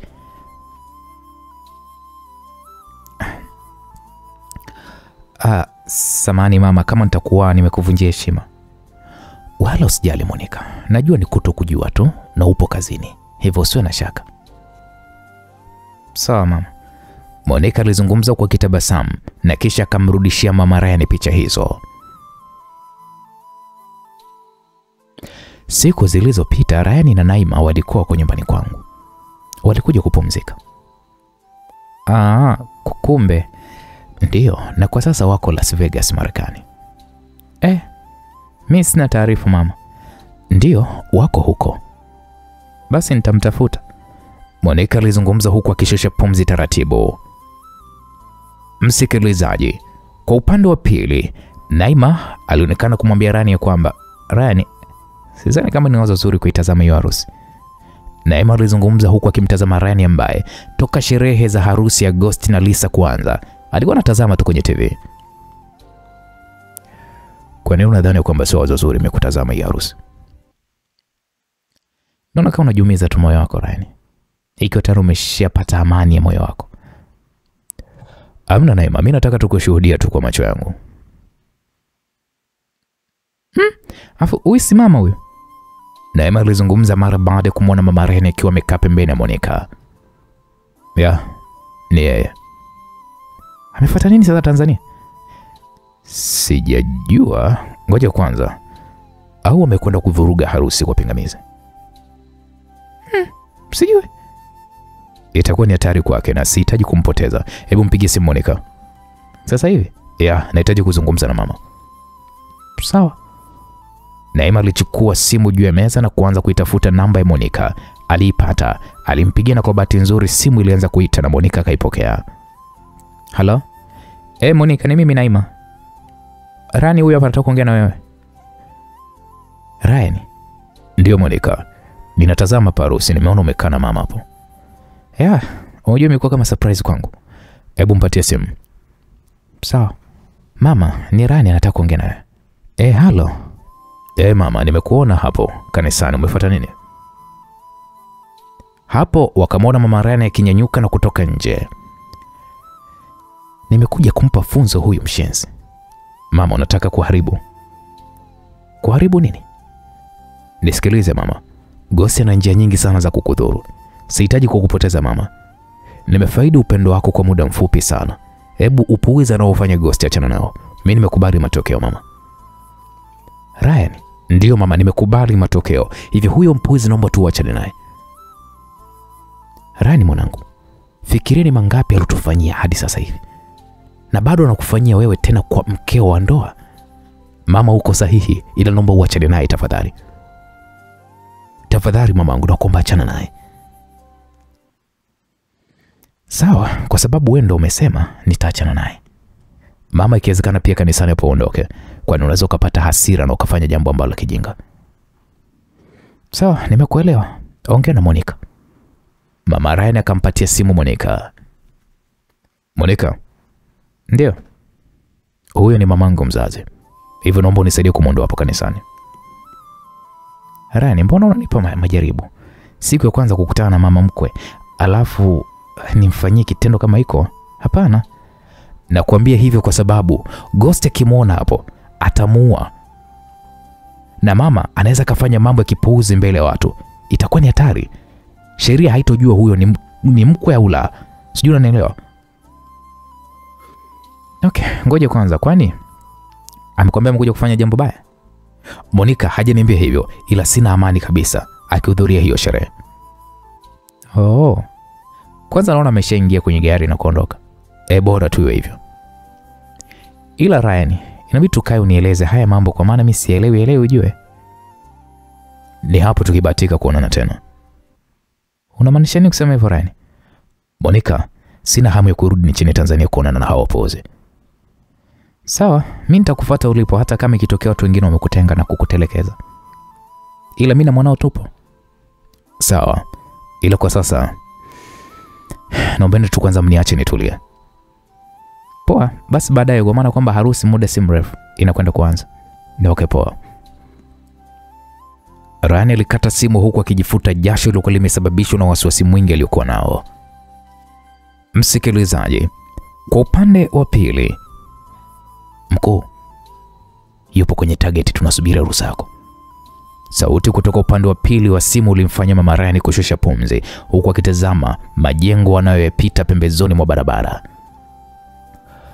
Mwacheni aelekee kanisani. Mkuu, na uhakika?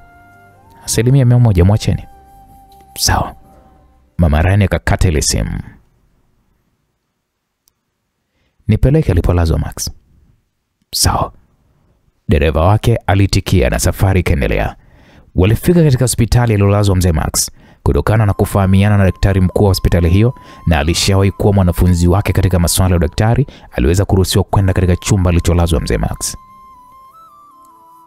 Nashukuru kijana wangu. Nitahitaji kukaa naye kwanza kwa muda. Sawa madam, kuwa huru. Nashukuru. Ila madam, uko sawa kweli? Kwa nini unauliza hivyo? Nakuona kama uko sawa madam. Usijali, niko sawa. Sawa. Daktari huyo alitoka na kumwacha mama Ryan akiwa amekaa katika kiti kilichopo pembezoni mwa kitanda cha mzee Max, ambaye bado fahamu hazijamrudia. Naam, msikilizaji, kwa upande wa Lisa, yeye alionekana kushusha pumzi huku akiwa amekaa nyuma ya gari la kifahari aina ya Cadillac One, gari maalum ambayo rais huwa anatembelea kwenye ziara maalum. Lisa kalitazama kanisa analolifungia ndoa. Uko tayari binti yangu? Baba Lisa alizungumza huku akimtazama Lisa aliyevalia shela la gharama, huku akiwa amerembwa, amepambwa kweli kweli kwa kiwango cha hali ya juu na kumfanya zidi kuonekana ni mrembo. Binti yangu, na kuuliza, uko tayari kwa hiki unachokifanya? Niko tayari. Mlango wa gari ulifunguliwa na taratibu Lisa akashuka akiwa ameongozana na baba yake, huku wapambe wanaoshika gauni lake refu wakiwa wako kwa nyuma. Walianza kutembea kwenye zulia jekundu, huku Lisa akiwa ameuingiza mkono wake wa kushoto kwa pani mwa baba yake aliyekuwa amevalia suti iliyomkaa vizuri. Walianza kuingia kanisani na kuwafanya watu wote kusimama kwa kumpa pale heshima.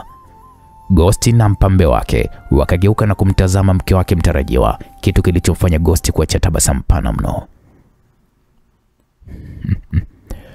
Utani, leo namuoa huyu mtoto ise. Ghosti alizungumza huku akitamani Lisa na baba yake waongeze kasi ya kutembea ili afike walipokuwa wamesimama haraka. Mchungaji akampa ishara Ghosti ya kwenda kumpokea mkewe. Ghosti alipiga hatua kadhaa na akasimama hadi sehemu aliposimama Lisa na baba yake. Ni wa kwako sasa huyu. Nashukuru. Ghosti alimshika Lisa mkono na wakatembea hadi sehemu vilipokuwa vimeandaliwa viti. Walikaa pamoja na wasimamizi wao wa ndoa na ibada ilianza.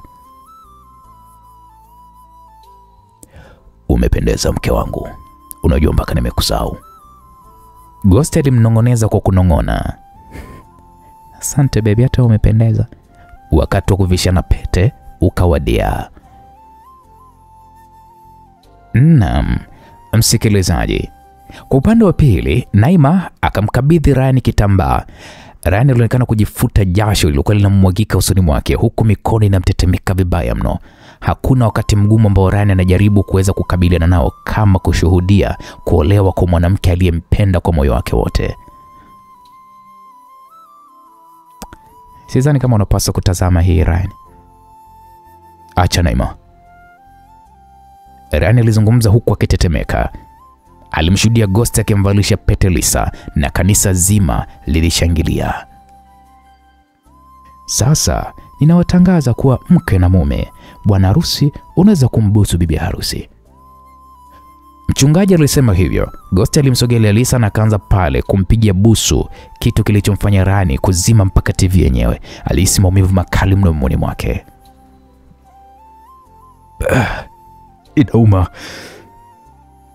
Inauma. Ryan alilalamika huku akijibwaga kitandani. Naima alijikuta akimsitikia Ryan kwani ni mateso makali mno anayopitia.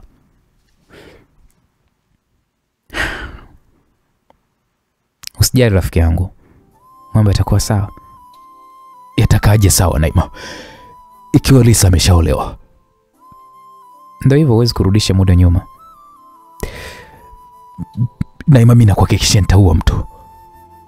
Nani sasa? Wote wawili mimi nitawaua. Ryan, mbona tulishalizungumza hilo? Hata kama Naima, unajua maumivu ya kupokonywa mke? Unajua?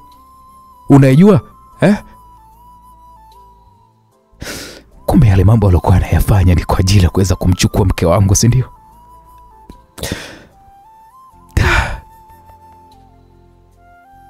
Nitawaua, haki ya Mungu. Kwanza mpigie simu mama. Ili waje?